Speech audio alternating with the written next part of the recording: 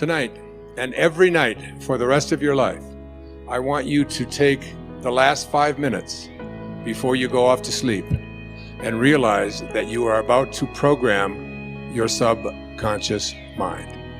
All right?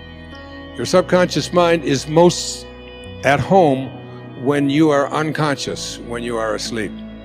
If you spend the last 5 minutes of your day, which so many people do, reviewing all of the things that you don't like and all the things that didn't work out and how terrible you feel and who abused you and who was mean to you and who said this and they did this, and you're constantly doing this kind of thing with your mind, then you are programming your subconscious mind that when you awaken, because you're now about to marinate for the next 8 hours in your subconscious mind.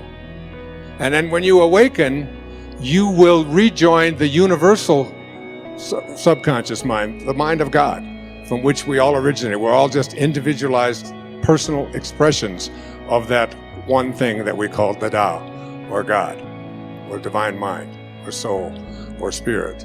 But the Tao that can be named is not the Tao. So you want to be real careful about how you program your subconscious mind. This is from the book of Job. In a dream, in a vision of the night, when deep sleep falls upon men while slumbering on their beds, then he opens the ears of men and seals their instruction. Job 33, 15 and 16. When you are slumbering on your bed, he opens your ears and seals your instruction. What you place into your subconscious mind as you are about to go into this deep slumber is all dependent upon what you do the last 3 or 4 or 5 minutes before you go off to sleep. You want to place into your imagination whatever you have placed into the I am that I spoke about earlier. I am well. I am content. I am peaceful. I am happy. I am prosperous. I am abundant. I am God. I am God. I am God. Because at the basic core, each and every one of us are just that.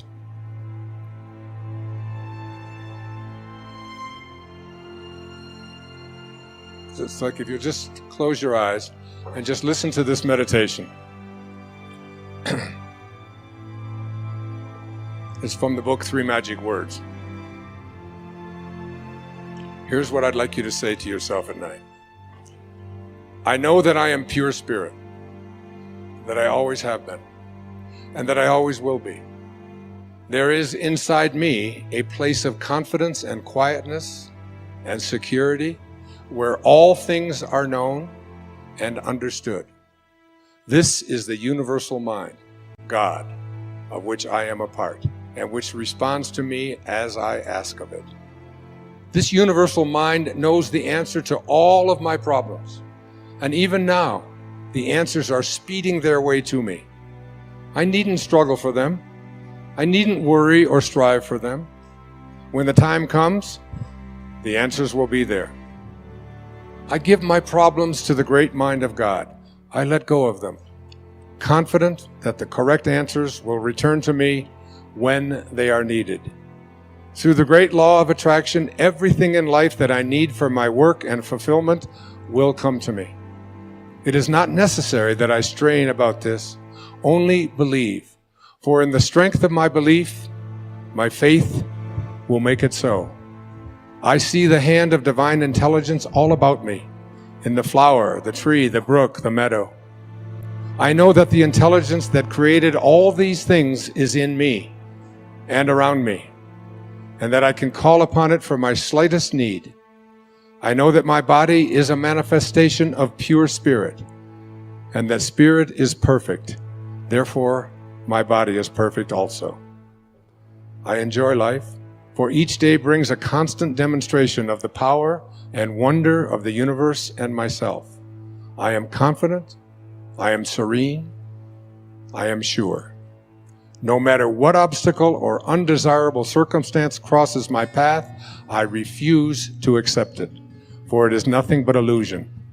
There can be no obstacle or undesirable circumstance to the mind of God, which is in me around me and serves me now. This is the great lesson. Know this within you. When Herman Melville was writing Moby Dick, he wasn't writing about a man looking for a whale. He was writing about a man trying to find his higher self. He said these words, "For as this appalling ocean surrounds the verdant land, so in the soul of man lies one insular Tahiti, full of peace and joy, but encompassed by all of the horrors of the half-lived life." In every moment of your life as you leave here today, you have this choice. You can either be a host to God or a hostage to your ego. It's your call. Thank you. God bless you. Namaste. Thank you. That there is an alignment that you have to make in your life. You see, there's two parts to being human. There's this form that we find ourselves in that was all handled in that split second. Like all of these hairs that are falling out was all handled in that second. That has not, it's like you get to this point in your life where you watch your form and you watch it on its way to closing parentheses. And it's like you get in back of it or in front of it or underneath it or around it or somewhere, and you sort of just watch it. And another wrinkle will appear, and another drooping will take place that you didn't want. Where you are not your form. You're something other than your form. You have to be careful when you use this on your children. I used this on my 6-year-old daughter, Summer. And she was smart-mouthing one day and just talking a little bit fast, like 6-year-olds are prone to do. And I said, "Summer, you don't talk like that to your mother." She said, "That wasn't me." She had been at my talk the night before. I said, "What do you mean it wasn't you?" She said, "That was my mouth, and I'm not my mouth." So you have to be careful. But what happens is that you get to this point in your life where you literally are capable of getting outside of this form that you occupy and coming in contact with another dimension of yourself that you can't describe with words any more than you can describe the experience of water with formulas. You must know it and go within and honor it and get it.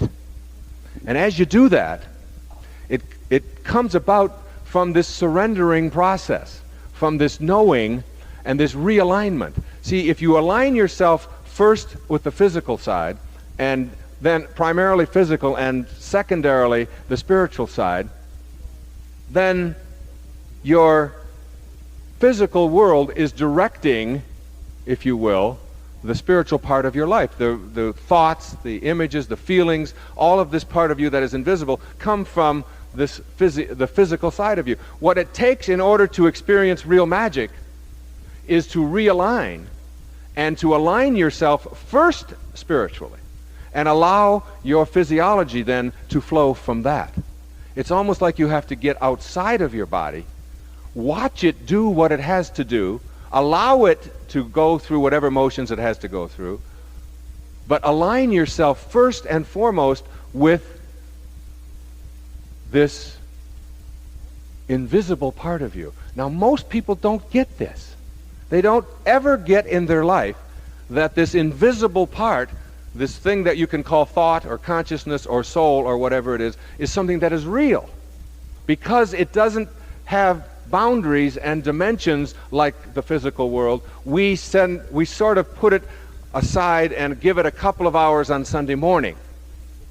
And then when that's over, we charge out of the church lot and don't even let our neighbors in very often on our way home. But it really, what it takes is this realignment. It happened for me when my grandmother died. In 1983, on April the 15th, when she was admitted to the hospital and they weighed her in her 95th year, and she knew that she was dying, and they weighed her, and she weighed 133 pounds because it was one of the things that they had to do to fill out all of the forms. And what was interesting, then my grandmother died. And there was this package, this container, if you will. It wasn't my grandmother. It was cold and getting stiff and blue, and my grandmother was this beautiful soul who raised 5 children, and that's who she was. And she certainly wasn't this container. And when they weighed this container for the death certificate, it weighed 133 pounds, and there was such a powerful metaphor in that. That when life passes from your body, as it will, it won't weigh any less as a result. So that whatever it is that constitutes your life is weightless. You can't get a hold of your life and apply the same rules that you apply to the physicalness that houses your body. You can't do that. You have to know that your life is invisible. It weighs nothing, and yet you can never escape it. That you are not a human being having a spiritual experience at all, but that you're a spiritual being having a human experience. And the quality of that human experience is totally and completely and irrevocably tied to how you use that invisible part of your humanity. And here are the 7 faces of intention. The first face, the face of creativity. The first of the 7 faces of intention is the creative expression of the power of intention that designed us, got us here, and created an environment that's compatible with our needs. The power of intention has to be creative, or nothing would come into existence. It seems to me that this is an irrefutable truth about intention and spirit, because its purpose is to bring life into existence in a suitable environment. Why do I conclude that the life-giving power of intention intends us here to have life and have it in increasing abundance? Because if the opposite were true, life as we know it couldn't come into form. The face of creativity intends you toward continued creativity to create and co-create anything that you direct your power of intention toward. Creative energy is a part of you. It originates in the life-giving spirit that intended you here in the first place. 2. The face of kindness. Any power that has as its inherent nature the need to create and convert energy into physical form must also be a kindly power. Again, I'm deducing this from the opposite. If the all-giving power of intention had at its core the desire to be unkind, malevolent, or hurtful, then creation itself would be impossible. The moment unkind energy became form, the life-giving spirit would be destroyed. But instead, the power of intention has a face of kindness. It is kind energy, intending what it's creating to flourish and to grow, and to be happy and to be fulfilled. Our existence is proof to me of the kindness of intention. Choosing to be kind is a choice to have the power of intention active in your life. 3. The face of love. The third of the 7 faces of intention is the face of love. That there's a life-giving nature inherent in the power of intention is an irrefutable conclusion. What would we name this quality that encourages, enhances, and supports all of life, if not love? It's the prime moving power of the universal spirit of intent. As Ralph Waldo Emerson put it, love is our highest word and the synonym for God. The energy field of intention is pure love, resulting in a nurturing and totally cooperative environment. Judgment, anger, hate, fear, or prejudice won't thrive here. So were we able to actually see this field, we'd see creativity and kindness in an endless field of love. This face of intention that is an expression of love wishes only for us to flourish and grow and become all that we're capable of becoming. When we're not in harmony with the energy of love, we've moved away from intention and weakened our ability to activate intention through the expression of love. Pierre Teilhard of Chardin put it this way, quote, "The conclusion is always the same. Love is the most powerful and still the most unknown energy of the world." Unquote. The fourth face of intention, the face of beauty. The fourth of my 7 faces of intention is the face of beauty. What else could a creative, kind, and loving expression be other than beautiful? Why would the organizing intelligence of intention ever elect to manifest into form anything that's repugnant to itself? Obviously it wouldn't. So we can conclude that the nature of intention has an eternal interaction of love and beauty, and add the expression of beauty to the face of a creative, kind, loving power of intention. In order to grasp the significance of beauty as one of the faces of intention, remember this: beautiful thoughts build a beautiful soul. As you become receptive to seeing and feeling beauty around you, you're becoming attuned to the creative power of intention within everything in the natural world, including yourself. By choosing to see beauty in everything, even a person who was born into poverty and ignorance will be able to experience the power of intention. 5. The fifth face of intention is called expansion. The elemental nature of life is to increase and seek more and more expression. If we could sharply focus on the faces of intention, we'd be startled. I imagine that one of the faces we'd see is a continuously expanding expression of the power of intention. The nature of this creative spirit is always operating so as to expand. Spirit is a forming power. It has the principle of increase, meaning that life continues to expand toward more life. The power of intention is the power to expand and increase all aspects of your life, no exceptions. It's the nature of intention to be in a state of increased expression, so it's true for you as well. 6. The sixth face of intention is called unlimited abundance. This sixth face of intention is an expression of something that has no boundaries. It's everywhere at once and is endlessly abundant. It's not just huge, it never stops. This marvelous gift of abundance is what you were created from. Thus, you too share this in the expression of your life. You're actually fulfilling the law of abundance. These gifts are given freely and fully to you, just as the air, the sun, the water, and the atmosphere are provided in unlimited abundance for you. You were created from this very same unlimited abundance. The power of intention is everywhere. It is what allows everything to manifest, to increase, and to supply infinitely. Know that you're connected to this life force and that you share it with everyone and all that you perceive to be missing. Open to the expression of the face of unlimited abundance, and you'll be co-creating your life as you'd like it to be. The seventh and final face of intention is called receptivity. This is how I imagine the seventh face, the receptive face of intention. It's simply receptive to all. No one and no thing is rejected by the receptive face of intention. It welcomes everyone and every living thing without judgment, never granting the power of intention to some and then withholding it from others. The receptive face of intention means to me that all of nature is waiting to be called into action. We only need to be willing to recognize and receive. Intention can't respond to you if you fail to recognize it.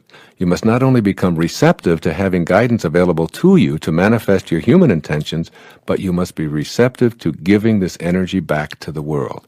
As I've said many times in speeches and earlier writings, your job is not to say how, it is to say yes. Yes, I'm willing. Yes, I know that the power of intention is universal. It is denied to no one. By being receptive, I'm in harmony with the power of intention of the universal creative force. This works in so many different ways.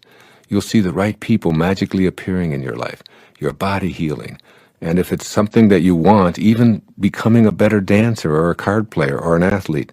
The field of intention allows everything to emanate into form.